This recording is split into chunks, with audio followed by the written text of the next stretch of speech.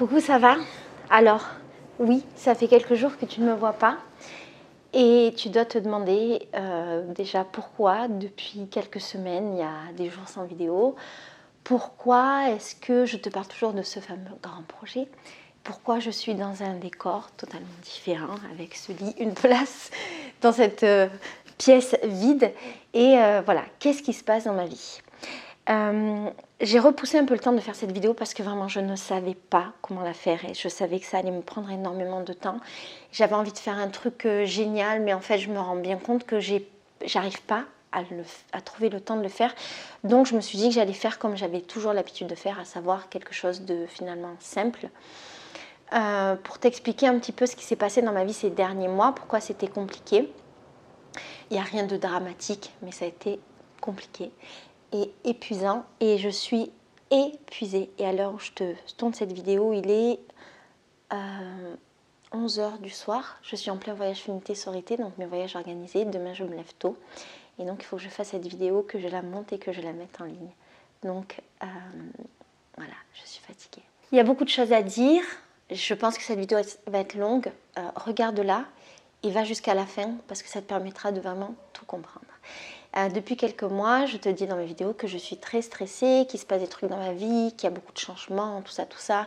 Il y a beaucoup de hauts, beaucoup de bas, des moments de joie très fortes et des moments de peine, des moments de stress très forts aussi. Et surtout, je t'explique tous les jours que je suis épuisée. Aujourd'hui que tout est derrière moi, que tout est réglé, enfin, je peux te dire que je vais beaucoup mieux, même si je suis fatiguée. Mais il faut vraiment que je te raconte tout. Du coup, dans cette vidéo, nous allons parler de peine, de joie, de décès, d'expulsion, de déménagement, de maison, de projets, de rêves, de réalisations. Bref, il s'est passé beaucoup de choses. La situation de base qui a été le point de départ de tous ces mois un peu fous, c'était le 14 mai 2021.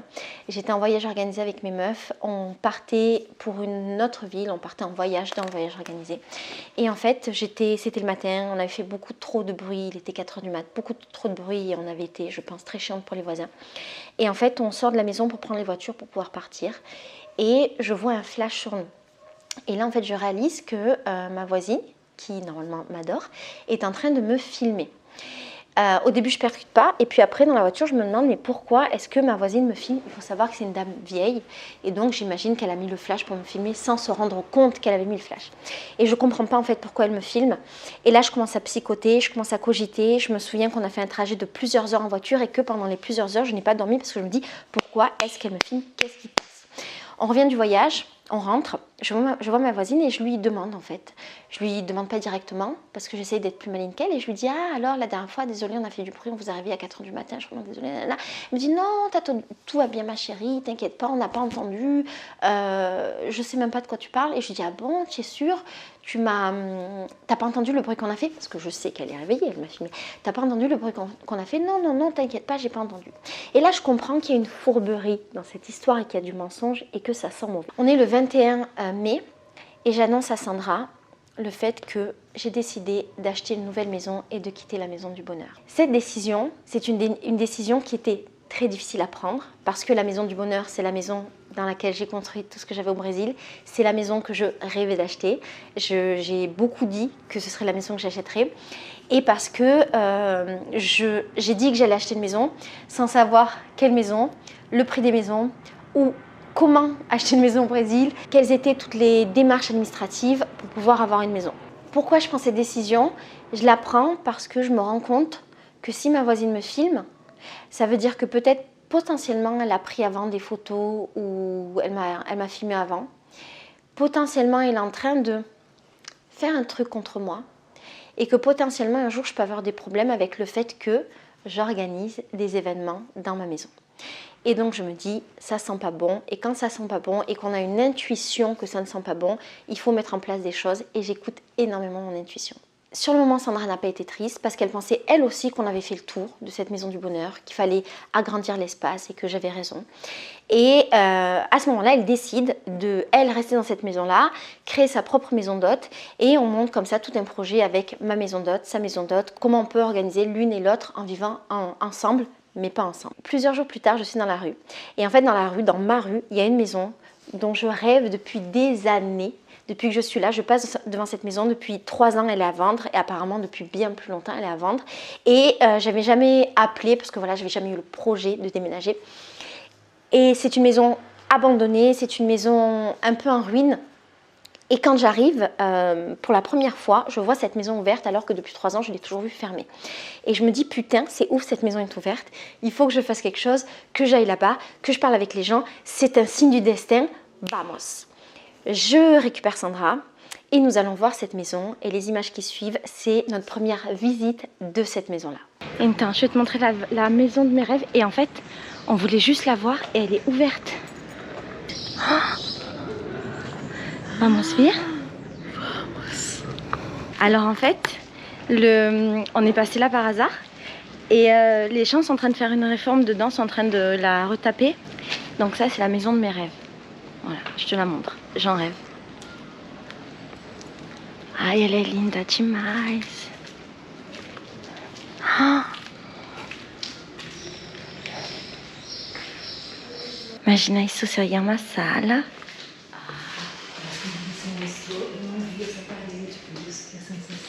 Aqui seria uma outra sala, não sei do que. Aqui o que tem? Ah, isso é o que? Tem um jardinzinho. Et là c'est les escaliers de nos rêves.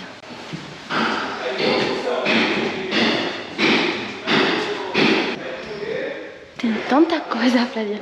Imagina aqui pode ser uma sala, a biblioteca, a sala. Aqui. Et ça, c'est la grande pièce. Regardez. En fait, là, je te montre.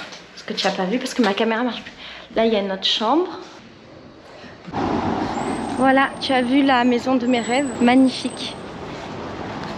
Voilà, ça, c'est la maison de mes rêves. Ça fait 3 ans que je dis que je rêve de cette maison. Comme tu le vois, cette maison est super en ruine. Je sais qu'elle fait flipper dans les vidéos, mais en vrai, une fois qu'on est dans la maison, on demande le contact du propriétaire parce que la maison est en travaux et c'est pour ça qu'elle est toute comme ça et qu'elle est flippante. On demande le contact du propriétaire. Le propriétaire nous propose de revisiter la maison un autre jour et le 31 mai, on revisite avec lui et cette fois-ci, il fait beau. La maison est propre, il est un petit peu retapé et j'avoue, elle donne beaucoup plus envie. Des petites nouvelles par rapport à la maison. Alors, Leandro et moi, on a rendez-vous lundi avec le propriétaire. Au rendez-vous, on va aller Sandra, Leandro, Juliana et moi. La maison est très vieille et en fait, on a besoin de savoir si ça vaut le coup, si ça va pas être trop cher au niveau des travaux, si les sols ils sont bons. En fait, je pense qu'à ça. Je suis complètement obsédée par cette maison, je pense qu'à ça. J'attends lundi avec impatience. Et aussi, j'avais très peur des conditions en fait pour acheter une maison quand t'es un étranger, machin, mais je me suis un peu renseignée aujourd'hui, a priori ça va. Il faut juste prendre beaucoup de précautions parce qu'il peut y avoir des arnaques ici au Brésil qui sont souvent les mêmes, à savoir des gens qui ont un titre de propriété qui est faux et qui te vendent une maison qui en fait n'est pas la leur. Et donc de ce que j'ai compris, il faut prendre des avocats spécialisés dans la bon, ce que je ferai probablement. Et ce que j'ai compris aussi, c'est qu'il y a plein de taxes et que c'est très très élevé. J'ai visité la maison avec le propriétaire, Leandro et Juliana. Et incroyable. Je l'ai visitée en pleine journée avec du soleil et elle est vraiment trop belle. Elle est vraiment trop belle. Déjà quand je l'avais visitée la première fois, je l'avais trouvée incroyable. Mais avec du soleil, en fait, ça agrandit énormément la maison. Et en fait, on se rend compte que le soleil, il va du devant de la maison jusqu'au derrière de la maison. En fait, il fait comme ça. Et comme c'est une maison où il y a... désolée du bruit. Où il y a un jardin intérieur. Il y a des fenêtres de tous les côtés, il y a des fenêtres partout. En fait, il y a toujours du soleil dans la maison. Toujours. Elle est incroyable. Et en fait, Juliana a vu qu'il y a effectivement énormément de travaux. Il y a tout le sol à refaire, le toit à refaire. Il y a beaucoup de travaux. Mais en fait, c'est possible. C'est pas impossible. Leandro, il la trouve trop belle, la maison. Juliana la trouve trop belle. On est tous les 3 à fond. Et voilà, quoi, je suis trop heureuse. En fait, je la trouve trop bien. Du coup, là, on a parlé avec le propriétaire et on va lui faire une proposition et on va voir ce qu'il en dit. Bon, on a envoyé la proposition. Maintenant, on attend. Ça fait plusieurs jours qu'on attend. Il n'y a pas encore de réponse, mais j'espère que ça va arriver bientôt parce que j'aimerais bien savoir. Voilà, et en fait on a fait une proposition qui est vachement plus basse que le prix qui avait été annoncé de la maison. Et j'ai proposé voilà de régler en une seule fois, mais avec un prix beaucoup plus bas. Et je vais voir, soit peut-être qu'ils vont me proposer, peut-être qu'ils vont accepter ça, ou ils vont me proposer un tarif plus haut, et dans ce cas-là, je vais proposer de payer en plusieurs fois. Alors je voudrais dire, je suis un peu stressée ces derniers temps, parce que on n'avait pas de réponse du vendeur de la maison. Et pour moi c'était compliqué parce que voilà, j'ai besoin d'une réponse, en fait j'ai besoin d'avancer. Et en fait les Brésiliens ils ont un peu ce truc, les gens de Rio, qu'ils laissent beaucoup traîner les trucs, il faut les relancer. Ils te disent pas quand il y a quelque chose de nouveau, machin, faut beaucoup les relancer. Et t'as l'impression de devoir courir après les gens, surtout quand tu veux leur donner du travail ou leur acheter des trucs. Et en fait j'ai harcelé beaucoup Leandro qui me disait un peu de relâcher, mais moi je suis un peu obsédée, je veux vraiment cette maison. Et du coup Leandro a envoyé un message et donc au propriétaire pour lui dire voilà où ça en est, blablabla. Et il nous a dit qu'il n'avait pas pu parler avec ses frères et qu'il attendait quelques jours pour pouvoir parler avec eux. Les quelques jours sont passés, on a convenu d'un jour en fait pour se reparler. Quand ce jour-là est arrivé, c'était hier. Hier, Leandro a renvoyé un message parce que je le harcelais aussi. Et le mec a dit qu'ils étaient en train de débattre entre frères et qu'ils allaient voilà, revenir vers nous rapidement. Donc j'en suis là. Hier j'ai passé ma nuit à regarder les autres maisons qui sont disponibles dans mon quartier. Il faut savoir que, pour te donner une idée du marché, que Santa Teresa, il y a énormément de maisons à vendre dans mon quartier, beaucoup. Elles se vendent pas parce qu'elles sont très chères pour les Brésiliens. Et donc c'est aussi beaucoup pour ça. C'est aussi beaucoup pour ça que c'est un quartier avec beaucoup d'étrangers, notamment des Français. Et je trouve ça ouf. Et j'étais un peu énervée hier contre le propriétaire. Je trouve ça ouf qu'il nous fasse galérer autant. Alors que personne n'achète des maisons. Vas-y, laisse-moi acheter ma maison en fait. Ta maison, ça fait 5 ans qu'elle est à vendre. Il y a quelqu'un qui arrive et tu le fais galérer. Donc je suis un peu dans le truc où voilà, j'ai peur qu'il me la vende pas.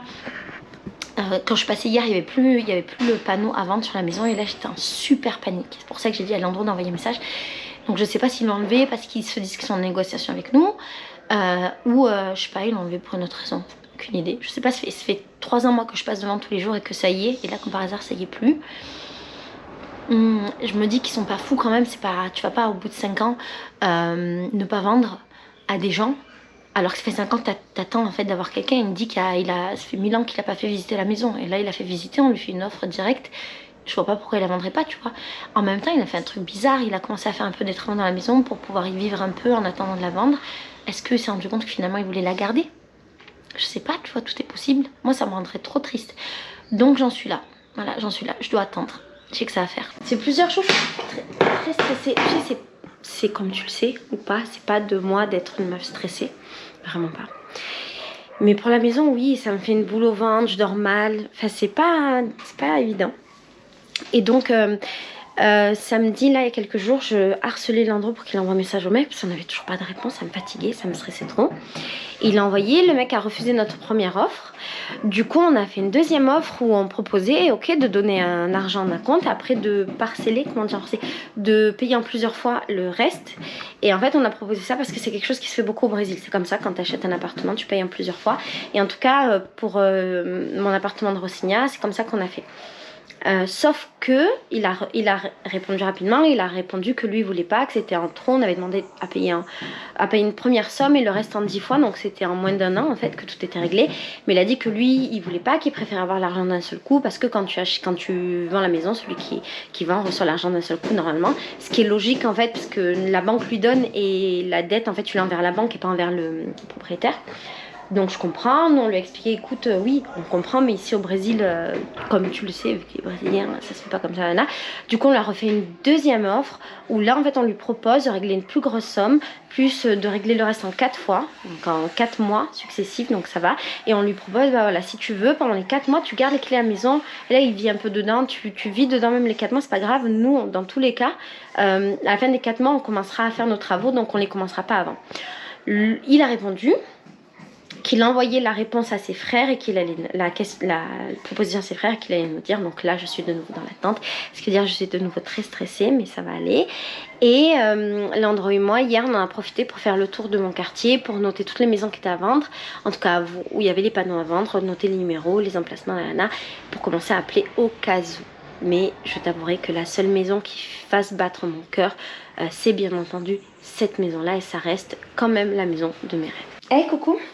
Alors je voulais updater par rapport à la maison. J'ai pas de nouvelles encore, bien entendu. Enfin bien entendu, j'aimerais bien. Juste le propriétaire a dit qu'il passait notre nouvelle offre à ses frères. Et hier, il a dit qu'il ne nous donnerait pas de nouvelles parce qu'il avait fait le vaccin, qu'il était un peu malade. Et que voilà. Donc Léandro pense que franchement c'est très bien parti. Mais comme je t'ai dit, moi je serais prête à payer la maison dans son intégralité parce que vraiment je veux cette maison. Mais bon, si je pouvais l'avoir au prix qui m'intéresse, ce serait mieux. Et donc voilà. En fait j'ai juste peur qu'il abuse un peu parce qu'il sait que je suis française et il sait très bien que je pense qu'il a très bien compris que même au prix normal je la prendrais. Et c'est un peu la merde. Mais bon on verra. Alors Léandro a téléphoné au mec de la maison et en fait il lui expliquait que il s'était rendu compte en habitant là-bas qu'il y avait beaucoup de choses qui s'étaient abîmées dans la maison parce qu'elle est restée 5 ans sans être louée, enfin sans humain qui vit dedans, donc elle s'est vachement abîmée. Et en fait il veut refaire une évaluation, je sais pas comment on dit en français, évaluation. Il veut faire venir un expert immobilier pour voir en fait si la maison elle vaut son prix, en prenant en compte le fait que le marché a changé, parce que le tarif qu'il a donné c'était le tarif d'il y a 5 ans. Et que peut-être que la maison, enfin peut-être qu'elle a augmenté de prix par rapport au marché, ce dont j'ai des doutes parce qu'avec le Covid et tout, je suis pas très sûre, je pense que c'est plutôt l'inverse, c'est qu'il y a énormément de maisons à vendre dans mon quartier et qu'il n'y a pas d'acheteurs. Et aussi, il veut savoir si la maison, elle vaut moins pour le fait qu'elle soit hyper abîmée. Et il nous a demandé si on pouvait attendre 2 semaines pour pouvoir nous donner une réponse. Là, on est 1 semaine et demie après, donc dans 4 jours, je vais avoir ma réponse. Je vais savoir en fait le vrai prix. Ah oui, et le mec a dit d'ailleurs que de sûr il voulait la vendre, qu'on était les seuls à la vouloir et que voilà, que peut-être il prenait un risque parce que si ça se trouve elle va valoir moins, mais que si elle vaut moins ça veut dire que j'aurai plus de travaux et si elle vaut plus ça veut dire que j'aurai moins de travaux. Et il a dit que sinon on voulait faire une contre-truc là, contre-avaliation, qu'on pouvait qu'il laissait toujours la maison ouverte pour nous et qu'on pouvait toujours venir le faire sans problème. Donc dans 3 jours, Léandro va appeler pour avoir la réponse. Il nous a promis que dans tous les cas, voilà, vendredi, on aurait une réponse avec un tarif. Et j'espère de tout mon cœur que ça va le faire. À ce stade, je vois pas trop comment je pourrais ne pas acheter cette maison. Très sincèrement. J'ai hâte, tu sais, que cette vidéo sort. Si cette vidéo sort, c'est-à-dire j'aurai acheté la maison. Je vois pas comment je pourrais ne pas acheter, à moins qu'ils me disent un tarif vraiment absurde. Mais en vrai, vu que l'euro est assez haut, même s'il augmentait de beaucoup, ce serait pas une énorme augmentation pour moi. Et simplement voilà, j'aimerais bien que ce soit le tarif qu'on avait convenu et que ça ne dépasse pas le premier tarif. Je suis prête à la payer le tarif initial sans négociation en fait, parce que je la veux vraiment. Et aujourd'hui c'est marrant parce que je suis passée devant et je suis restée bloquée, je la regardais et je l'aime tellement, mais je l'aime tellement, je te jure. En fait, depuis le premier jour où j'ai visité la maison et que j'ai su comment elle était dedans, je rêve tous les jours de cette maison, je pense tous les jours à cette maison, j'imagine tout dans cette maison. J'ai tellement rêvé cette maison que j'ai l'impression d'avoir des souvenirs. C'est un truc de ouf, il faut que je l'achète cette maison. J'ai l'impression d'avoir des souvenirs dans cette maison. Vraiment n'importe quoi. Donc j'ai hâte de te tenir au courant et de te dire que tout va bien, que j'ai pu enfin acheter ma maison. Bon, grande déception. En fait, les propriétaires, ils sont vraiment pas cool. En gros, comme il y a 2 frères qui habitent en Europe, là maintenant, ils ont décidé que en fait, la maison, elle valait pas assez. Sur le site de l'agence immobilière, ils l'ont mis à un certain prix.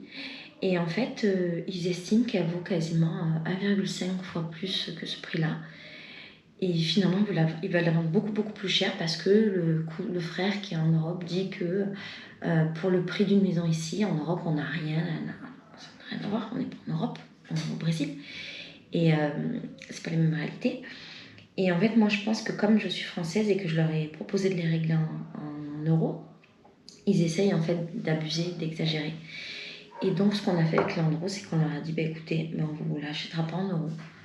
La dernière proposition qu'on vous fait, on prend le prix qu'il y a sur le site.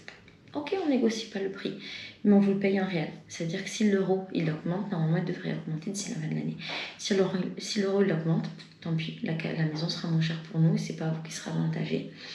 Et on leur a dit, nous on vit au Brésil, on travaille au Brésil. Enfin, il n'y a aucune raison d'augmenter le prix de la maison par rapport au site, juste parce que vous habitez en Europe et que vous avez vu que j'étais française. Il n'y a rien à voir. Et j'étais trop triste. La vérité, j'étais vraiment triste. Et en fait, après, je suis retournée sur le site des maisons à vendre de mon quartier. Et je me suis rendu compte que franchement, pour un peu plus du prix de la maison là, il y a des maisons qui sont magnifiques, immensément plus grandes. J'en ai vu une qui est beaucoup plus grande, qui a 6 chambres, 6 salles de bain. Elle est sur 3 étages. Et elle vaut à peine plus cher. Et je me dis, ah bah ok, ben dans ce cas-là, tu sais quoi, vas-y, j'attends un peu plus. Je travaille. Je mets tout mon argent de côté pendant les 6 prochains mois. Un an, je m'en bats les steaks. Je m'achète une belle maison beaucoup plus chère et je leur donnerai pas eux l'argent. Voilà, donc on verra. C'est la vie, hein. Ah oui, et on va essayer d'aller visiter des maisons à partir de lundi. Je t'emmènerai. Je sais pas si ces vidéos sortiront un jour. Coucou, alors on est le 29 juillet et demain je vais visiter 2 maisons. En fait, la dernière fois j'ai pris la caméra pour parler de ce projet d'achat immobilier. J'étais très triste parce que les mecs de la maison que je voulais acheter absolument ont essayé un peu de m'arnaquer. Ils ont augmenté à fond le prix. Ils ont augmenté d'un tiers le prix juste parce que je suis française. Et donc j'étais très triste. Et en fait, j'ai passé 2 nuits à regarder toutes les annonces à éplucher. J'ai trouvé 2 maisons qui me plaisent et il y en a une qui me plaît en particulier. Et on visite les 2 demain avec Leandro et Sandra. Et en gros, celle qui me plaît en particulier, et ben j'ai découvert que c'était un ancien hostel. Et j'ai vu les photos d'elle en tant qu'hostel, parce que là, toutes les photos que j'ai vues, c'était en tant que maison. La déco était pas exceptionnelle et tout. Et là, j'ai vu en tant qu'hostel. Elle est magnifique, incroyable. J'ai vu toutes les possibilités de cette maison. Je compte pas du tout faire un hostel, hein. Je compte continuer ma vie comme ça, maison d'hôte, blablabla. Mais j'ai vu toutes les possibilités de cette maison avec une décoration de ouf. J'ai vu tout ce qu'on pouvait faire dans cette maison. J'aurai l'occasion d'en reparler. Peut-être demain quand je l'aurai visité. Je suis trop heureuse. En tout cas, demain, je prends ma caméra, je te montre les 2 maisons. Il y en a une, elle est à côté de chez moi. Elle est super belle de l'extérieur. C'est une maison que je vois tous les jours de ma vie. Je me dis, ah, elle est ouf cette maison. Et elle a l'air d'avoir beaucoup de charme, mais elle est un peu petite. Elle fait 200 mètres carrés. Mais elle est placée placée dans une rue du Carnaval. Elle est proche de ma maison ici, ce qui veut dire que je serai proche de la maison de Sandra et proche de Largo das Neves, c'est là où j'habite, c'est la partie du quartier de Santa Teresa où j'habite que j'adore. Il y a les rails du tramway qui passent devant, donc ça veut dire que quand le tramway va revenir, le tramway le plus mignon de la terre va passer devant la maison. Et l'autre maison, elle est 2 fois plus grande, elle fait 400 mètres carrés, 3 étages. Un étage séparé des 2 autres étages, ça veut dire qu'en gros ça peut faire genre tout un étage c'est mon appartement et c'est complètement indépendant avec une propre entrée. Et la deuxième partie de la maison, il y a 2 étages qui pourraient être un étage consacré qu'à la maison d'hôte et un deuxième étage qui serait la réunion des 2, où ce serait un lieu social de rencontre entre ma maison et la maison des filles, avec une immense cuisine et une grande pièce qui pourrait faire genre un grand salon, salle de jeu, salle de yoga, salle de sport, salle de danse, avec un extérieur. Bref, incroyable cette maison, incroyable, je suis choquée. Et elle, en fait, elle se trouve dans la partie de mon quartier qui s'appelle Largo de Guimarães, qui est genre le cœur du quartier, là où il y a tous les bars, les restos, là où il y a tout le carnaval, là où il y a un accès à tout. Ça me ferait changer un petit peu de côté de quartier, mais en même temps, ce côté-là, c'est genre le côté le plus charmant de Rio. Vraiment, c'est l'endroit où tout le monde rêve d'habiter. Et j'avoue que ce serait un peu ouf. D'avoir cette maison-là. Du coup, mon plan, c'est demain, je visite les 2 et je me décide. Et bam, je fais une proposition. Bam, c'est parti. Alors aujourd'hui, c'est un jour important parce qu'on va visiter 2 maisons. La première, c'est la maison qui m'a donné un coup de cœur. Et la deuxième, elle m'a donné aussi un coup de cœur. Mais je pense que... Ah, elle a tape bien là. Mais je pense que je préfère la première qu'on va visiter. Là, on est dans la rue et la rue est déjà très cool.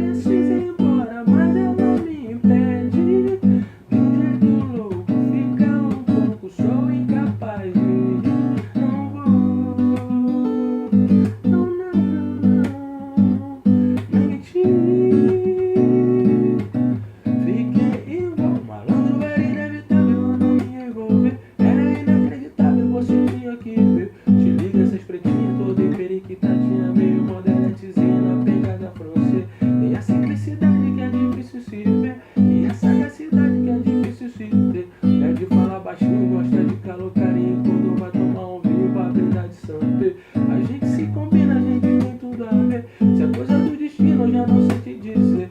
Havia conhecido através de conhecido. Ela é prima de um amigo que eu trombei no rolê.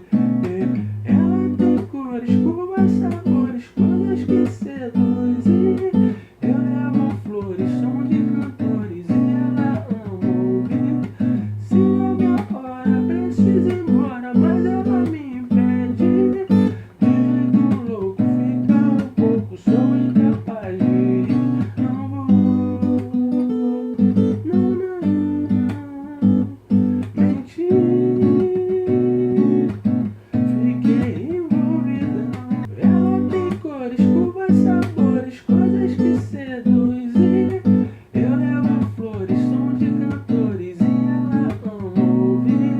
Se der minha hora, preciso ir embora, mas ela me impede. De um jeito louco, fica um pouco, sou incapaz de ir. Não vou, não, mentir. Fiquei envolvido, malandro era inevitável eu não me envolver. Era inacreditável, você tinha que ver. Se liga essas pretinhas toda em periquitatinha, meio modeletezinha na pegada francês. Tem a simplicidade que é difícil se ver, e a sagacidade que é difícil se ter. É de falar baixinho, gosta de calor, carinho. Quando vai tomar um vinho, vai brindar de santé. A gente se combina, a gente tem tudo a ver. Se é coisa do destino, eu já não sei te dizer. Havia conhecido através de conhecido. Ela é prima de um amigo que eu trombei no rolê. Ela tem cores, curvas, sabores, coisas que seduzem. Eu levo flores, som de cantores, e ela ama ouvir. Se é minha hora, preciso ir embora, mas ela me impede. De jeito louco, fica um pouco, sou incapaz de ir. Não vou, não, mentir. Fiquei envolvida.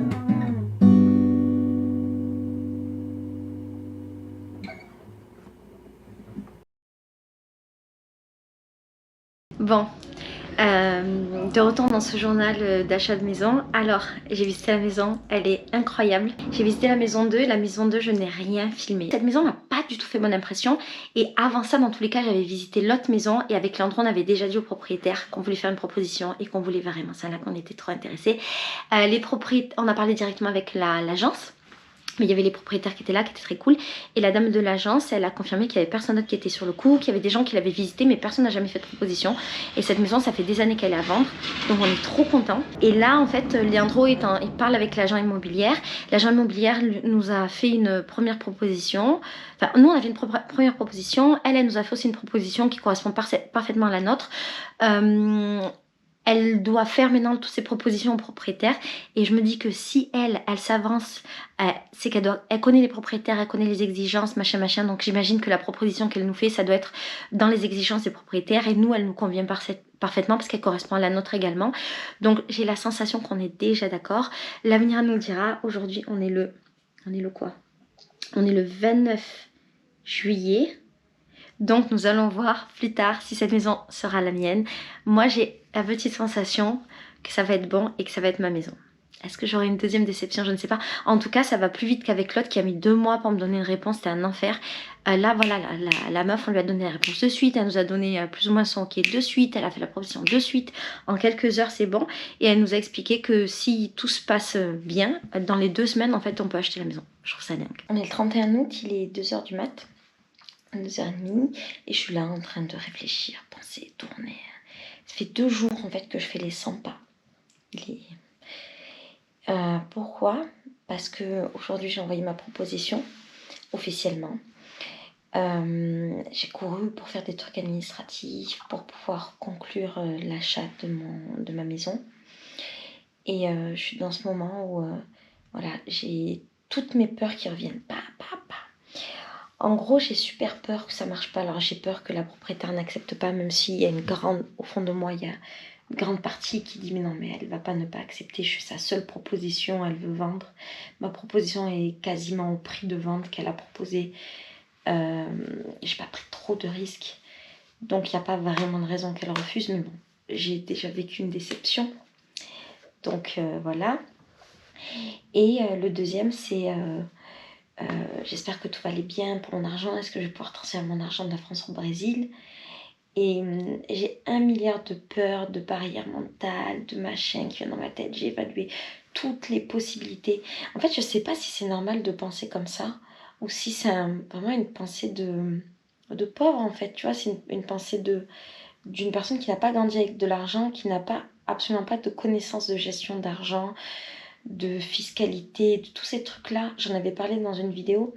Et ça revient en fait, c'est dans des moments comme ça en fait, où les insécurités elles remontent. Et donc là, je me dis, mais est-ce que je vais pouvoir envoyer? Est-ce que ça va arriver? Est-ce que ça va être bloqué? Si c'est bloqué, est-ce qu'ils peuvent la banque peut voler mon argent et ne jamais me le rendre? D'un côté, je me dis, mais non, c'est pas possible. Mais en vrai, je sais pas, je connais rien. Je connais rien aux banques, je sais pas comment ça marche. Et puis d'un autre côté, je me dis, ça va, c'est pas non plus une grosse somme. Ici au Brésil, ça représente une somme énorme, mais en France, c'est une petite somme que j'investis. Donc je me dis ça va. Et en fait, à plein d'étapes, il y a des possibilités que ça soit un peu plus compliqué, mais avec une solution. Mais il y a une grande possibilité que ce soit facile. Et mon cerveau, en fait, il évalue toutes les possibilités. Il voit en fait tous les problèmes qu'il pourrait y avoir. Et j'essaie de trouver des solutions, d'anticiper tous les problèmes qu'il pourrait y avoir pour avoir des solutions. Et pour avoir des plans de repli, j'ai un plan A, B, C, D, j'ai 1 milliard de plans. Je suis sérieuse, je les ai même écrits. Plan A, si ça marche pas. Plan B, si ça marche pas. Plan C, et tu vois, en fait, avant d'être avec Farid, quand j'étais plus jeune, je ne me croyais pas capable de posséder quoi que ce soit. C'était impossible de m'imaginer avoir accès à, à la propriété.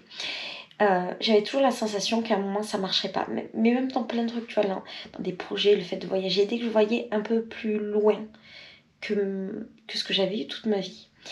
Et quand j'ai rencontré Farid, en fait, j'ai découvert que beaucoup de choses étaient possibles. Et pour moi, c'était un autre monde, c'était choquant. Genre, c'était possible d'avoir un passeport. J'ai découvert que c'était possible de voyager. J'ai découvert que c'était possible d'accéder à la propriété, parce que Farid et moi, on avait un bien immobilier. Et j'ai découvert que c'était possible d'avoir une voiture, de passer mon permis. Et tout ça, c'était des choses qui me semblaient hors de ma portée avant. Parce que j'avais grandi avec voilà, ces barrières mentales du fait d'où je viens. Voilà, je suis de la classe pauvre. Et Farid m'a appris voilà, que c'était possible, alors que moi je croyais qu'à chaque étape il y aurait des problèmes. Et avec lui ça allait. Et quand on s'est séparés, ma peur c'était de me dire mon Dieu, maintenant comment je vais faire? Parce que si avec lui ça marchait, comment je vais faire maintenant qu'il est plus là? Est-ce que je vais y arriver? J'étais persuadée que j'y arriverais pas. Je me rends bien compte avec les années maintenant que j'y arrive, ça marche. Mais dans ce moment crucial, là je pense que je vis un moment crucial de ma vie parce que je suis en train d'acheter ma maison qui est... c'est un peu genre tu vois, un rêve, c'est un truc important. J'achète ma maison, j'achète pas un appartement dans la favela, ce qui est génial, je l'ai fait, c'est aussi un moment important de ma vie, mais là j'achète ma maison dans mon quartier, là où je veux vivre, j'achète mes racines. Et donc au moment où j'achète mes racines, au moment où je suis dans ce moment crucial, j'ai toutes les peurs, elles arrivent. Et ça fait plusieurs jours depuis que j'ai fait cette proposition, que j'ai vu cette maison, depuis que ce process est en cours, j'ai une boule au ventre, je dors très mal, je dors peu, je suis très cernée, je suis très stressée. Et j'ai juste hâte, en fait, que tout soit derrière moi. J'ai hâte, là, par exemple, que la propriétaire accepte ma proposition, que je fasse mon premier paiement et que je vois concrètement que ça marche, que j'ai réussi à transférer de l'argent et que c'est possible. Quand cette étape-là sera passée, je te le dirai, je le partagerai avec toi. Rien que d'y penser, j'ai la boule au ventre de ma gueule. J'ai une boule ici. Je suis hyper stressée. J'aurais pas pensé que je serais stressée comme ça pour un achat. Quand cette étape sera passée, le plus gros, ce sera voilà, d'avoir 1 mois pour payer toute ma maison. Et j'aurai la boule au ventre tous les jours de ma vie pendant ce mois-là. Parce que je voudrais que tout se passe bien et qu'il n'y ait pas de problème. Sauf qu'il y a plein de choses qu'on ne contrôle pas, et notamment l'envoi de l'argent. Quand on est étranger, entre pays, machin, il peut y avoir des délais, des trucs comme ça. On s'en fout, c'est des détails. Tout ça pour dire, je pense que je vais beaucoup stresser pendant ce mois-là. Et une fois que j'aurai envoyé cet argent, que j'aurai signé ma maison, que ce sera ma maison, là, j'ai l'impression que je pourrai respirer. Mais en attendant, je suis remplie de toutes mes peurs, de cette peur de me dire il va y avoir un problème à un moment donné, comment je vais faire? Et donc j'ai tellement peur qu'il y ait un problème à un moment donné que j'essaye d'envisager tous les problèmes qui pourraient exister dans ma vie avant cette étape de signer. Mais avant ça, en fait, j'anticipe beaucoup trop. Parce qu'avant ça, le plus important, c'est que la propriétaire, elle soit d'accord pour me vendre sa maison. Pronto. Et tu vois, quand j'ai eu la déconvenue de l'autre maison que j'ai pas pu acheter, finalement, tant mieux, ça m'a rappelé ça, tu vois. J'étais tellement triste de me dire, ben voilà, toujours un problème. Il y a toujours un truc qui merde. On verra. Hein. J'espère que non. De tout mon cœur, de toute mon âme, j'espère que non. Samedi 31 juillet, la propriétaire a accepté mon offre. Lundi, je signe mon compromis de vente. 2 août, après beaucoup de discussions ce matin avec l'agent immobilière, de modifications, de tout ce qui était prévu. La propriétaire, elle a encore demandé encore plus de garantie. Et quoi qu'elle demande, j'accepte. L'agent immobilier m'a demandé si je pouvais faire une note vocale pour la propriétaire, pour me présenter, pour la rassurer, parce que c'est une dame âgée, que c'est dur pour elle de vendre la maison, qu'elle a plus de facilité à vendre aux Brésiliens qu'à moi, nanana. Donc j'ai fait une longue note vocale de 3 heures, de 3 minutes. Et on lui a envoyé, et puis tard dans la soirée, la propriétaire a enfin accepté de me vendre la maison, enfin à moi. Donc je suis trop contente. J'y crois pas, enfin si j'y crois, je pense que là c'est bon, c'est vrai, mais je veux pas le commémorer avant d'avoir signé mes petits papiers là. Demain on fait tout ce qui est premier versement, compromis, papier, nanana, je te donnerai des nouvelles. T'as bon? Je suis trop heureuse, ça se voit pas, je suis éclatée. Je suis trop heureuse, j'espère qu'il n'y aura pas de nouveaux rebondissements. Mais je suis trop heureuse. Hoje é o dia 4, né? Onde é que a gente vai, amor? Estamos indo resolver coisinhas. Aujourd'hui, Léandre et moi, on va chez le notaire et je vais aller signer le compromis de vente de ma maison. Enfin, je suis trop contente.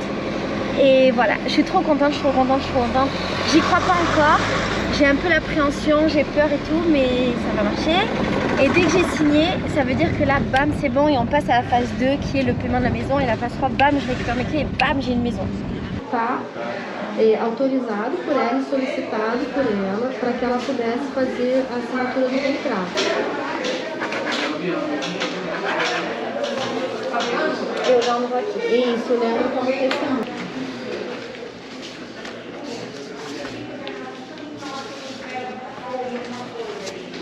Alors on est le 6 août, il y a eu plein de rebondissements encore pour ma maison. C'est compliqué, hein.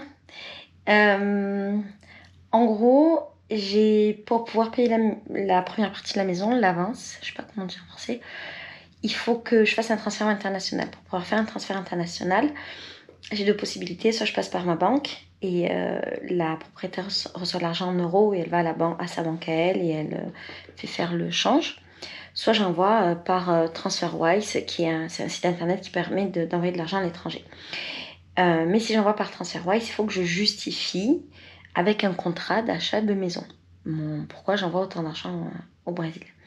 Parce qu'en fait, on a des montants maximum à envoyer au Brésil. Bref, ma propriétaire, en fait, qui est une dame assez âgée, elle veut pas aller à la banque faire le transfert. Ça serait facile, la maison serait déjà payée, mais non, elle veut pas. Donc, il faut que j'envoie par TransferWise. Sauf que elle veut pas signer mon contrat disant que j'ai payé mon avance tant que j'ai pas payé mon avance. Sauf que pour payer mon avance, j'ai besoin du contrat. C'est complexe. Et il n'y a rien à faire. Et du coup, elle a redécidé qu'elle voulait plus me vendre la maison parce qu'elle trouvait ça trop compliqué. Et de ce que je comprends, c'est une dame qui, voilà, quand elle veut des choses, il faut que ça se fasse de suite, il faut que tout soit hyper carré, il faut que tout soit comme ça a été décidé et tout ça. Sauf que c'est compliqué. C'est un achat international, c'est pas si facile. Et puis il faut que tout aille très très vite. Sauf qu'en fait, il y a des délais de banque. Je peux pas aller plus vite que les délais de banque. Et là, ça fait 4-5 jours que je cours de tous les côtés, que je suis en panique, que j'essaie de trouver toutes les solutions du monde. La solution que j'ai trouvée, ça a été de retirer en fait en espèces après tout l'argent que je pouvais retirer dans ma vie pour le mettre sur son compte, pour qu'elle ait une avance, pour qu'elle comprenne que nanana. Sauf que l'avance en fait c'est beaucoup d'argent, la maison coûte cher, l'avance c'est beaucoup d'argent en euros et c'est énormément d'argent en réal. Et donc j'ai passé les 2 derniers jours à aller de banque en banque avec toutes les cartes bleues que j'ai de tous mes comptes bancaires pour tirer de l'argent de partout et je me suis promenée avec énormément d'euros, avec des milliers d'euros sur moi dans un pays ultra dangereux où il y a des braquages tout le temps et j'ai eu super peur et émotionnellement c'était très dur. Je me sens épuisée. En fait j'ai eu peur parce que j'avais beaucoup d'argent sur moi, qu'il fallait que j'aille de banque en banque. J'ai plusieurs comptes bancaires avec de l'argent, un peu surtout mes comptes bancaires parce que je m'étais dit que peut-être un truc comme ça pouvait m'arriver. Donc j'avais prévu le coup, j'avais mis de l'argent un peu partout, mes œufs pas dans les mêmes paniers. Et en fait chaque carte bancaire marche dans certaines banques brésiliennes, a ses plafonds au niveau du montant maximum par retrait et par jour et par semaine. Il y a des cartes qui marchaient, des cartes qui marchaient pas, des cartes qui finalement marchaient le lendemain et pas le jour J. Des banques, ici les banques c'est très compliqué, des fois il n'y a pas d'argent dans les caisses, des fois il y a des banques elles marchent, des fois elles marchent pas. Les guichets se ferment très tôt, c'est très complexe. Ça a été 2 jours infernaux à courir de tous les côtés en moto. Et le jour où je me promenais avec énormément d'argent sur moi, j'avais tout caché dans mon ventre pour faire genre j'étais enceinte. J'étais enceinte de milliers de réals, pas d'euros, de réals. J'étais enceinte de milliers d'euros aussi, hein, parce que je paye l'avance d'une maison qui est chère. Et en fait, pas loin de ma banque, il y a une banque qui s'est fait braquer. Et un mec qui sortait de la banque, 3 mecs armés sont venus pour le braquer. Le mec lui-même était armé, il a tiré sur les mecs ont tiré sur lui. Les 4 ont fini à l'hôpital, il y en a un qui est mort à la fin, je sais même pas lequel. Et ça s'est passé genre peut-être à 1 heure d'intervalle de mes retraits à moi. Et quand j'ai voulu... En fait, tout ça parce que c'est quand j'ai voulu déposer l'argent sur le compte de la dame que j'avais sur moi, j'ai pas pu. Parce que c'est très procédurier le Brésil et qu'il me manque en fait une référence fiscale. Que je suis un document fiscal que je suis en train de faire, que je suis censée avoir mais que je n'ai pas encore eu parce qu'encore une fois, c'est compliqué le Brésil. Et donc voilà, ça a été très compliqué. Là... Aujourd'hui, j'ai réussi à déposer, en 2 jours, j'ai réussi à déposer la moitié de l'avance. Du coup, elle est un peu plus tranquille. Du coup, c'est bon, elle veut bien me vendre la maison. Parce que dans tout ça, j'avais la panique de mettre l'argent sur son compte et que finalement, elle décide de pas me vendre la maison vu qu'elle veut pas me faire mon papier pour dire que j'ai posé l'argent. C'est compliqué. Donc, c'est bon. J'ai payé la moitié. Il faut que d'ici mardi, j'ai réglé l'autre moitié. Et je vais voir. Et a priori, c'est bon. J'ai réglé une partie de mon avance. Je vais régler mon avance. Elle va me signer mon papier, ce qui veut dire que la maison est à moi. Et qu'il faut qu'après que je paye le reste de ma maison. Là, j'aurais payé 1/5 de ma maison. Il faut que je paye les 4 autres 5e de ma maison pour qu'elle soit définitivement à moi. Mais ça veut dire qu'elle ne peut plus revenir en arrière. Est-ce que je vais arriver enfin à acheter cette maison? Mystère. Et le 10 août, j'ai fini de payer toute la première partie de la maison, donc l'avance. Et demain, je vais signer le compromis d'achat. Et j'ai très hâte. Depois. E aí depois disso a gente começou a ver a parte burocrática das etapas, até quando ela tinha que pagar a conta de luz, a conta de gás, o IPTU. On est le 24 août et à Santa Teresa j'ai rencontré la propriétaire de la maison par hasard dans la rue, là où on achète des pains de queijo. Et en fait c'était trop mignon, elle était très contente qu'on se voit, moi j'étais très contente, elle était avec son mari. Et elle m'a dit je suis très heureuse de t'avoir vendu la maison parce que c'est la maison qui choisit. Elle m'a dit il y a encore d'autres personnes qui m'ont appelé pour me dire que la maison valait beaucoup plus, qu'il fallait pas que je te la vende, blablabla, parce qu'elle l'a vendu, elle a mis un prix plus bas que ce qui était prévu. Et elle a dit mais j'ai tout refusé. Bon, heureusement parce que j'ai quand même payé une partie de la maison.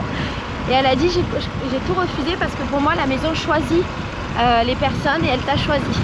Et ça m'a fait très plaisir. Là on est à l'étape où on doit attendre en fait un certain temps après avoir signé le compromis de vente.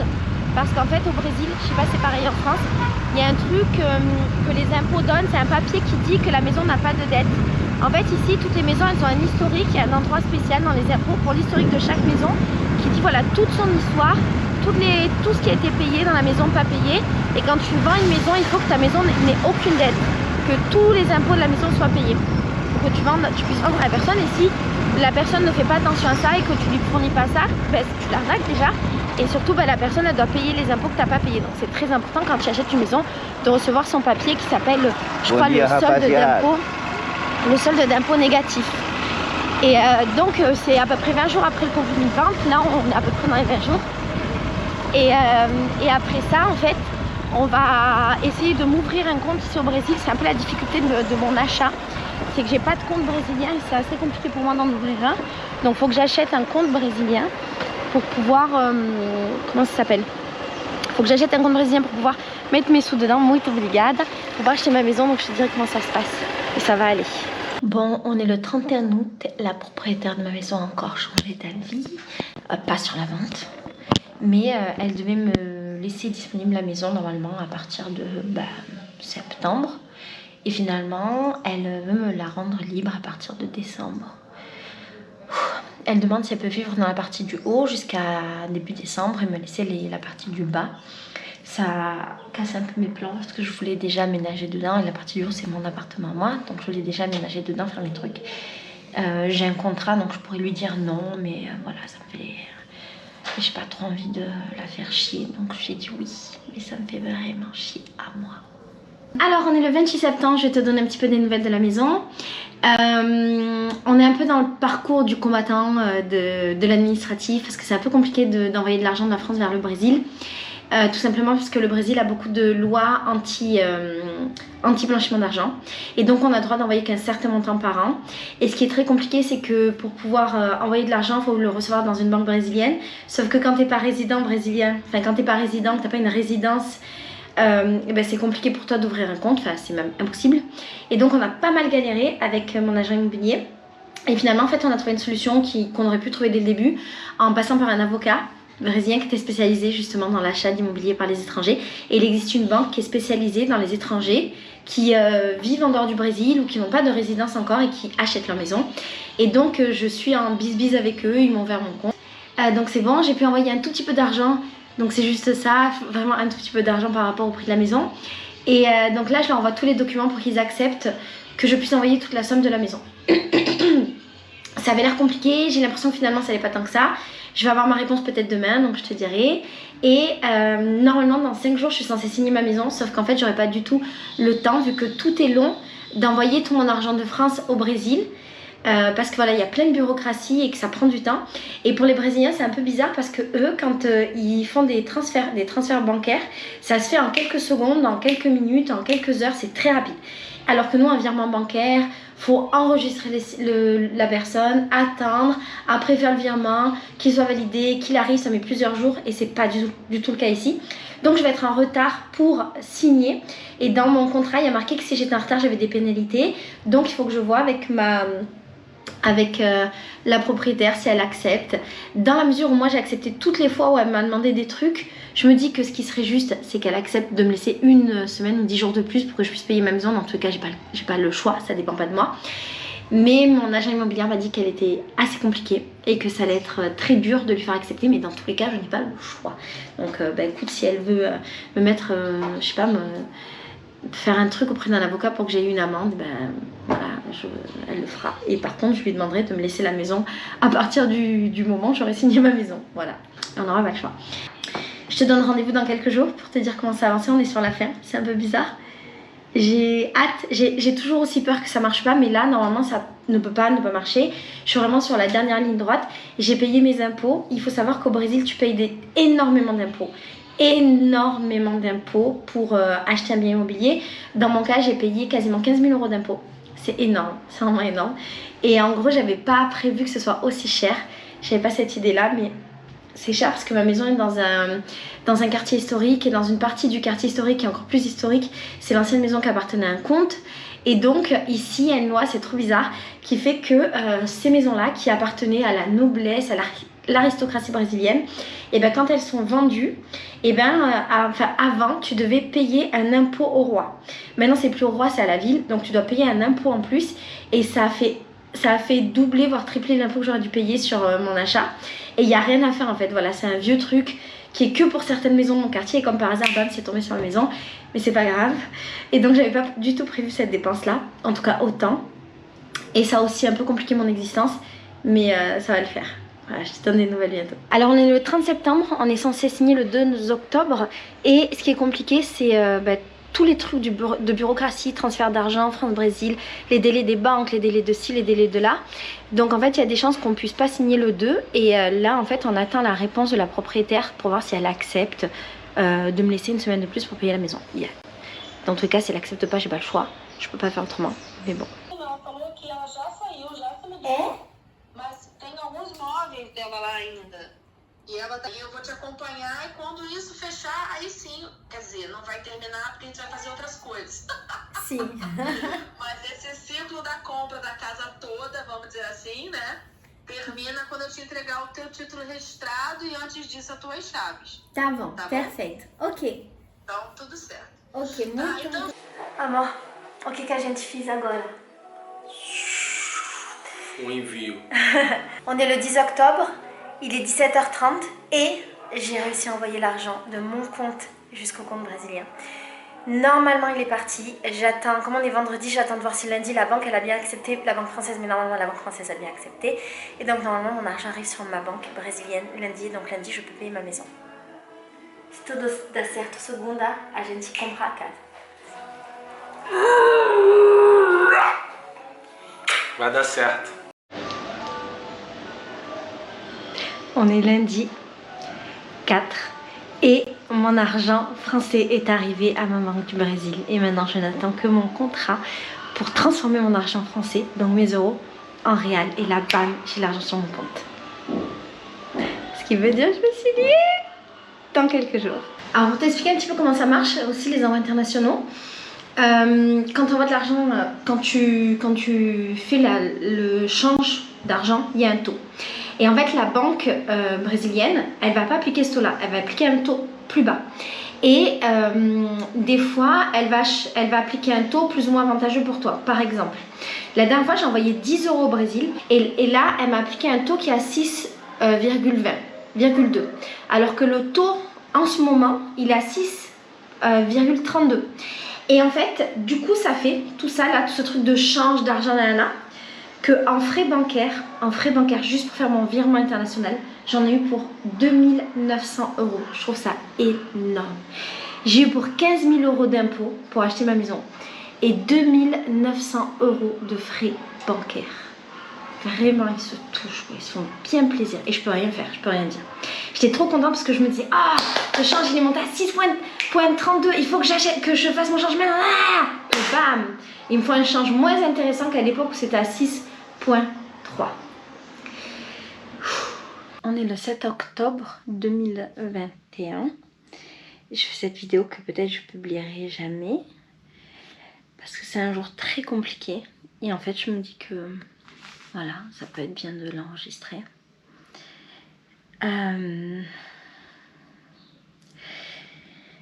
Je me suis réveillée ce matin et j'ai reçu un premier message de Juliana. Juliana, c'est la meuf avec laquelle on travaille dans Féminité Sororité, avec laquelle qui nous permet d'avoir un espace pour les voyages organisés, un espace pour la danse, un espace pour les soirées, un espace pour manger, tout ça. Et donc Juliana m'a envoyé un message ce matin en pleurs pour me dire que ses voisins ont dénoncé le fait qu'elle organisait des soirées dans son espace, pas qu'avec nous, elle organise des soirées, qui l'ont dénoncé, que son établissement était fermé et elle était en pleurs dans la rue en train de chercher désespérément un nouvel espace à louer pour recréer son atelier.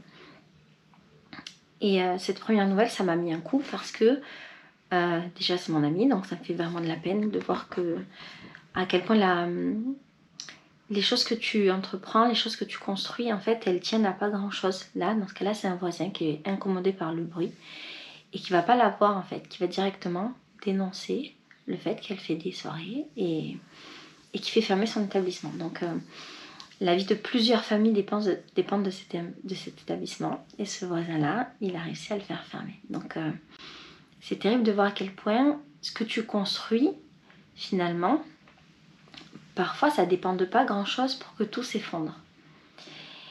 Donc je me lève avec cette notice triste et mon ami qui m'envoie des messages en pleurant. Et dans la même heure, tout est dans la même heure, je reçois un message de ma propriétaire qui me dit que les propriétaires de ma villa, donc la villa c'est toutes les maisons qui sont autour d'une cour et moi je fais partie d'une des maisons, donc c'est une copropriété, donc les copropriétaires ont fait une réunion hier dans laquelle ils ont décidé qu'ils ne veulent plus que j'organise des événements dans la maison. Ils ne veulent plus que j'accueille des gens dans la maison parce qu'en fait ça les fait chier, que la maison soit devenue commerciale, qu'il y ait des mouvements, machin, ils n'ont pas envie. Et en fait ils me donnent pas de délai, c'est-à-dire c'est aujourd'hui. Et moi dans 9 jours, j'accueille 11 filles dans ma maison. Et donc ça veut dire qu'ils ne me donnent pas de délai et que j'ai 10 jours pour trouver une solution. Ce qui est hyper grave en fait pour moi. Ils me prennent de court. Ils me disent pas t'as jusqu'à la fin du mois ou t'as voilà après ton. Non, ils ont décidé, c'est comme ça.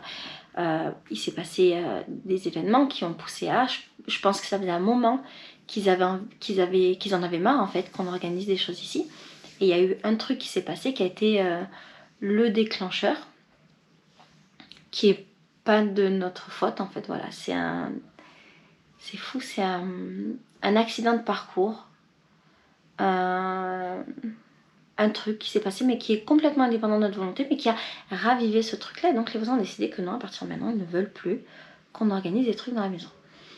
Et donc ma propriétaire qui le menace de mettre en justice parce qu'elle accepte de me laisser organiser mes trucs, ma propriétaire me demande d'arrêter d'organiser mes événements. Donc ça prouve encore. Enfin, je suis dans la même situation que mon ami en fait. Je vis exactement la même chose que mon ami. C'est-à-dire que mes voisins me font arrêter de travailler, me font arrêter mon travail. Alors, il y aura des solutions, mais tu vois, dans l'idée, en fait, ils décident un peu de ma vie, ils décident de me faire arrêter mon travail. Et tout ce que tu as construit, ça peut s'effondrer comme ça du jour au lendemain. Ça tient à pas grand-chose en tout cas. C'est fou quand même de voir ça. Et c'est fou de voir à quel point les gens n'ont pas d'empathie ou d'humanité. Ils sont incommodés par des petits trucs, le fait qu'il y ait des allers-retours dans la maison, le fait qu'il puisse y avoir un peu de bruit parfois, même si je trouve qu'il n'y a pas beaucoup de bruit, parce qu'on n'est pas beaucoup dans la maison en réalité.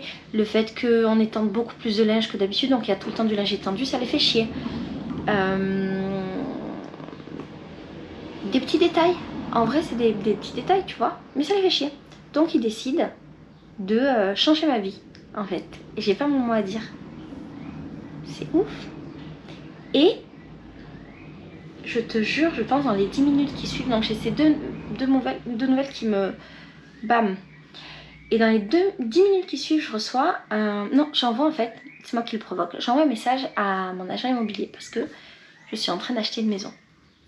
Et cette maison, en fait, je sentais bien la patate au niveau de mes voisins et je m'étais dit, bon, je suis censée signer le 2.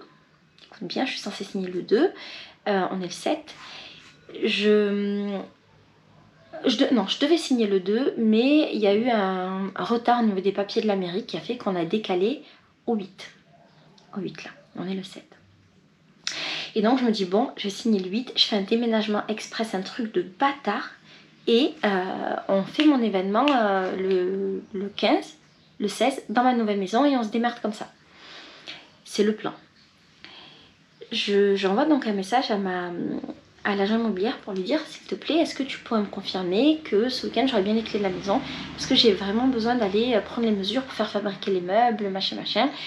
Et donc voilà, j'aurais besoin de plus d'informations. Et là, elle m'envoie un message pour me dire qu'en fait, elle comptait m'envoyer un message plus tard, mais qu'elle me le dit maintenant, et qu'elle est désolée de m'annoncer que la propriétaire de ma maison est décédée. Je devais signer le 2.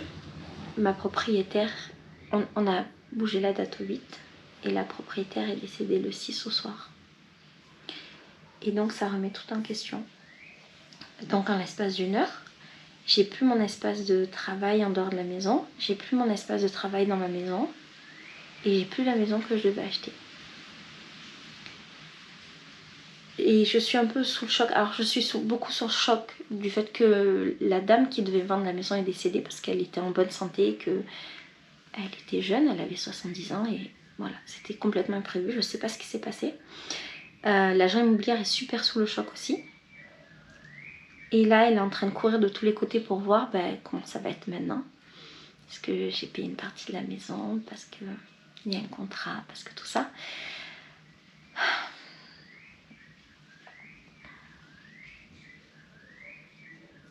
Mais tu vois, c'est ce truc de...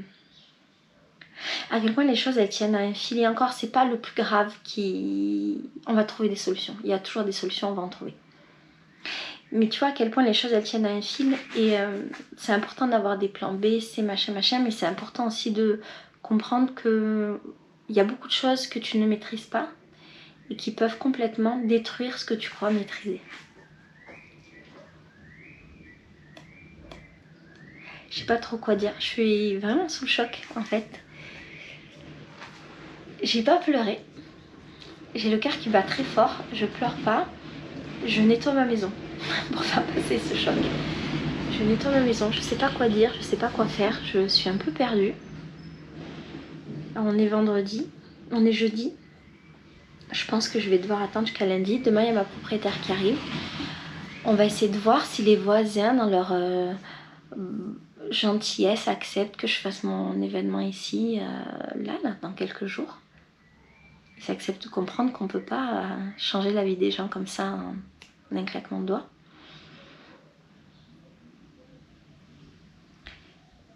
S'ils n'acceptent pas, ben, je vais devoir trouver une maison pour 12 personnes pour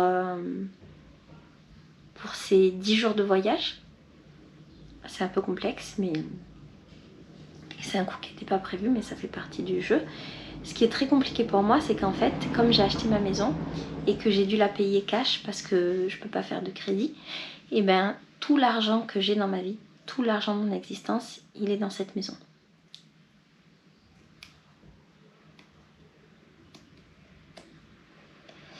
Donc ça complexifie un petit peu mon existence, enfin.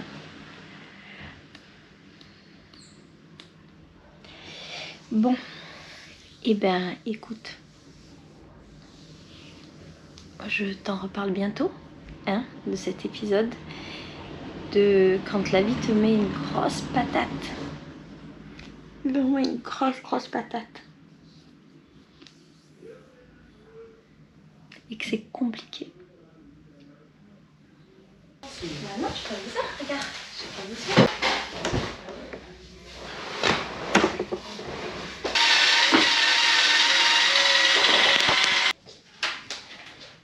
On t'a complet. Non, non presti adesso nessuno. Ok. Et tu vois, moi par exemple, une coisa. Et alors je voudrais juste revenir un petit peu sur cette embrouille avec les voisins pour t'expliquer parce que c'est pas super clair, j'en ai pas vraiment parlé, c'était un peu compliqué. Mais en gros, il y a eu comme un jugement de la part de mes voisins qui sont tous les propriétaires des maisons de la villa. Tu sais, la villa c'est un ensemble de maisons qui sont reliées ensemble. Et c'est comme si d'un coup, tout ce qui les dérangeait depuis un moment et dont ils nous avaient jamais parlé, ben, bam, ils l'ont mis sur le tapis et il n'y avait pas de retour possible en arrière. Ça a été très difficile pour moi, ça a été très difficile pour ma propriétaire qui était face à eux. J'ai pas eu mon mot à dire parce qu'en fait tout s'est passé sur un groupe WhatsApp privé de propriétaires et il y a eu un peu ce phénomène que, si tu veux, tout ce qui se passait dans notre maison ne les dérangeait pas forcément quand on était hors pandémie, mais pendant la pandémie, vu que les gens étaient enfermés chez eux et vu que c'était compliqué au Brésil, que les gens galéraient pour travailler, pour avoir de l'argent, pour travailler dans des bonnes conditions parce que tout le monde travaillait sur Internet, et ben toutes les frustrations, la tristesse, la haine, ça s'est mélangé avec leur propre frustration vis-à-vis de mon activité, de ce que je faisais. Et ça a créé un truc qui a grossi, qui a pris une ampleur et pour laquelle on ne pouvait pas revenir en arrière. Je ne vais pas raconter dans les détails, c'est pas du tout intéressant, mais il y avait dans les reproches beaucoup de misogynie, beaucoup de sexisme, beaucoup de xénophobie, il y a eu beaucoup de critiques juste basées sur le fait que je suis une étrangère, une Française, juste basées sur le fait qu'on est une maison de femmes, basées sur le fait qu'il n'y a pas d'hommes chez nous. Basé sur le fait que j'ai continué à gagner de l'argent pendant la pandémie alors qu'eux n'en gagnaient pas. Basé sur le fait que moi j'arrivais à sortir pendant la pandémie et à avoir une vie. En tout cas c'est ce qu'ils pensent. En vrai je travaillais, mais comme ils ne connaissent pas mon projet, ils ne savaient pas. Alors qu'eux étaient enfermés dans leur maison. basé sur le fait qu'ils avaient la sensation que je profitais des Brésiliens parce qu'ils ne connaissent pas mon projet et qu'ils ne savent pas que mon projet a fait travailler pendant les 2 ans de pandémie une cinquantaine, en tout cas fait vivre une cinquantaine de familles. Et donc il y avait beaucoup de jugements de valeur, beaucoup de jugements d'intention. Et ça a été très dur pour moi parce que je n'ai pas eu mon mot à dire, je n'ai pas pu expliquer en fait ce qui s'était passé. Et une fois que la grosse embrouille était passée et que j'avais quitté la maison, et bien là les voisins ont commencé à entendre quelle était aussi notre vérité dans la maison, à comprendre un peu mieux, mais le mal était fait. Et comme les propriétaires du haut, du bas sont avocats, et que je t'avais dit qu'ils étaient en train de faire un truc, je sentais bien qu'il y avait quelque chose qui n'allait pas, je me suis rendu compte qu'ils avaient commencé à monter un peu un dossier contre moi, ils savaient exactement tous les mois combien de personnes j'ai accueillies dans ma maison, ce que je faisais, patati, patata. Ils ont menacé en fait ma propriétaire de monter quelque chose contre elle, parce que c'est ma propriétaire et parce qu'on n'avait pas vraiment de contrat formel, elle et moi. Et donc, j'ai eu super peur pour ma propriétaire parce que les Brésiliens sont un peu comme ça. Ils sont très... quelque chose dans cette société où on dénonce beaucoup et on met les gens en justice pour un oui, pour un non. Et donc, j'ai eu très peur pour ma propriétaire et c'est pour ça que du jour au lendemain, j'ai décidé de partir. Et j'ai déménagé en express, en une nuit, toute ma vie. Et ça a été très violent pour moi de devoir quitter la maison comme ça, parce que je n'étais pas du tout prête psychologiquement. En plus, Lorraine et Sandra étaient en vacances, donc j'étais vraiment seule pour tout quitter. Voilà. Alors, on est 26 octobre et Katia vient de m'envoyer un message en me disant qu'elle avait une bonne nouvelle pour moi, de bonnes nouvelles, et qu'elle m'appelle tout à l'heure à 5h pour me dire comment on fait pour pouvoir enfin signer la maison. Peut-être que ce soir je vais de nouveau respirer. Se fossem comprados depois do casamento, certo? Então, para todos os efeitos, esse bem não se comunicaria com a senhora Ferreira. Seria só do seu Rui, né? E ele venderia para você como viúvo. Quando ela fica pronta para a gente poder assinar? Ela fica pronta em 2 dias. Então, se pagar amanhã, na sexta, ela está pronta. On est le 4. On aurait dû signer demain et en fait là la femme me demande si finalement on peut signer que mardi parce que la fille ne peut pas se libérer pour signer. Et en fait ça repousse et il y a toujours un truc. On aurait dû signer la semaine dernière déjà et c'est compliqué, c'est long. Coucou, alors nous voilà dans le présent, dans tout ce bazar-là qui est mon futur salon, avec à peu près toute ma vie. Si je suis là, c'est que, bien évidemment, j'ai réussi à signer ma maison. On est le 28 novembre et oui, j'ai réussi à signer ma maison. Suite à la dernière vidéo, les propriétaires ont demandé à signer un peu plus tard que prévu et moi, je suis entrée en panique parce que j'avais vraiment besoin de pouvoir avoir accès à ma maison pour pouvoir commencer les travaux, pour pouvoir accueillir les filles de mon projet qui arrivaient quelques jours plus tard. Et donc, j'ai pressionné les propriétaires pour qu'ils puissent me prêter les clés de ma maison avant que je puisse vraiment signer les papiers pour qu'on commence à faire les travaux. Ils ont accepté et on s'est retrouvé avec un nouveau challenge complètement fou qui était de devoir monter une maison entière en 10 jours. C'est-à-dire faire les travaux de la maison, la peinture, la décoration, s'occuper du jardin, créer une ambiance, une décoration pour une maison d'hôtes qui puisse accueillir 12 personnes. Ça a été un travail énorme et c'est d'ailleurs pour ça que tu ne m'as pas beaucoup vue sur YouTube ces derniers temps parce que j'ai été complètement prise dans ce tourbillon de tout ce travail-là et j'ai pas réussi en fait à m'en sortir au niveau de mon rythme de vidéo, la pression de devoir accueillir les filles, la pression de devoir trouver de l'argent pour pouvoir conduire des travaux alors que tout mon argent était dans la maison. La fatigue s'est accumulée et j'étais vraiment dans un état d'extrême fatigue. Et je le disais depuis longtemps que j'étais très fatiguée. Je le suis encore, hein, je ne vais pas mentir. Je suis encore épuisée. En plus, là, j'ai la grippe, donc je suis encore super épuisée. Mais voilà, j'étais un peu dans ce truc-là et je n'ai pas réussi ces 10 derniers jours à poster de vidéos. Et alors, ce que j'ai fait, c'est que je t'ai tout vlogué, bien entendu. Et dans les prochains vlogs, tu vas voir toute la suite de cette aventure. Ce que je peux t'en dire, c'est que le jour de la signature a été un jour très émouvant. En fait, moi, j'avais très peur de pleurer par rapport à la maman qui est morte. Et voilà, parce que même si cette propriétaire était très compliquée avec moi, j'avais quand même un lien avec elle. D'ailleurs, en fin de vidéo, je te mettrai une musique. C'est une chanson qu'elle a chantée pour moi et qu'elle m'a envoyée. pour me bénir, en fait, pour me donner sa bénédiction dans la maison. C'était pas longtemps qu'elle meurt, et du coup cette chanson pour moi est très émouvante.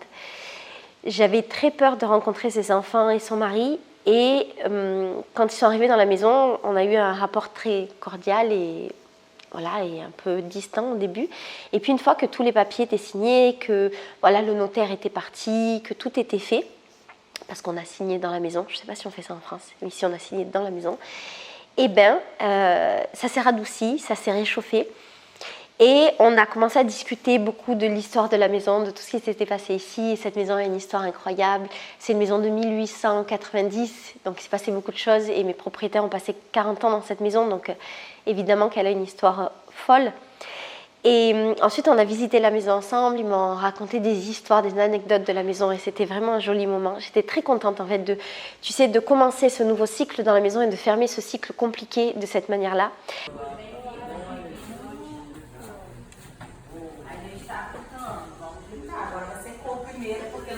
Restaurar esse teto em 10 dias. Não tem. Então a gente vai brincar com cor e elementos na parede.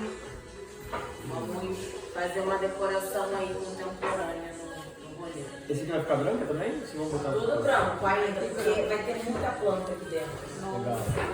Il y a eu un moment très touchant où les deux enfants qui ont mon âge, et d'ailleurs que je pense connaître dans la vie, c'est des gens qui font partie du monde du carnaval, de la musique et des arts à Rio, et c'est sûr qu'on se connaît, on a cette sensation en tout cas.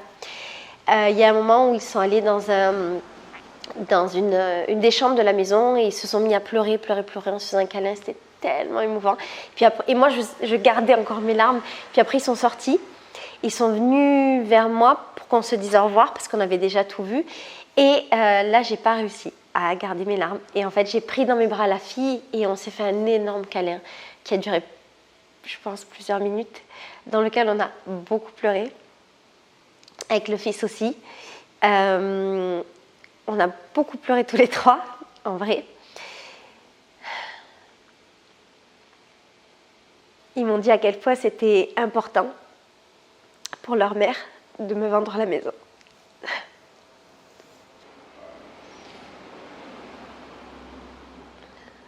Et à quel point m'aimait beaucoup, et pour moi c'était très important de le savoir. J'ai passé des mois qui ont été très compliqués. J'ai un peu honte de dire, ça a été compliqué pour moi d'acheter une maison, alors que j'ai acheté une maison qui est un truc génial. Mais ça a été compliqué parce qu'il s'est passé beaucoup de choses, il y a eu beaucoup d'émotions différentes, beaucoup de rebondissements, à la fois de déception et de joie. Il y a eu un décès au milieu, c'est pas rien. Mais on y est arrivé. Maintenant, c'est un nouveau cycle qui s'ouvre dans la maison, dans ma vie. Et maintenant, je plante mes racines ici, à Rio. Et je compte passer au moins les 40 prochaines années dans cette maison. C'est un nouveau cycle aussi parce que maintenant, je suis dans cette maison immense dans laquelle je vais pouvoir réaliser mes projets. Je vais pouvoir faire grandir tous mes projets. Et ça va être génial. Avant, j'avais une petite capacité d'accueil. Maintenant, j'ai une grande capacité d'accueil. Et j'ai aussi une grande maison de laquelle je dois m'occuper. Et c'est un travail énorme, absolument énorme. Mais ça me fait du bien de commencer quelque chose de nouveau, un nouveau challenge. Tu sais que ma vie est remplie de challenges. J'ai hâte de savoir quel sera le prochain. Je suis réellement heureuse d'avoir été jusqu'au bout parce qu'il y a beaucoup de moments où j'aurais pu revenir en arrière, où j'aurais pu baisser les bras, mais j'ai continué. Il y a beaucoup de moments qui ont été durs, mais j'ai continué et finalement ça a porté ses fruits. Quel va être le après de tout ça? Et bien, le après, je te l'ai filmé sous forme de vlog. Je t'ai filmé tout ce qui s'est passé à partir du moment où on est rentré dans la maison, tous les travaux, tout ce qu'on a fait, les 10 jours un peu fous qu'on a passés où on a dû acheter tout ce qu'il fallait pour créer cette nouvelle maison d'hôtes et pour accueillir les 12 merveilleuses femmes du projet Féminité Sororité. J'ai aussi créé un Instagram. Pour l'instant, c'était un Instagram secret, mais certains d'entre vous l'ont trouvé.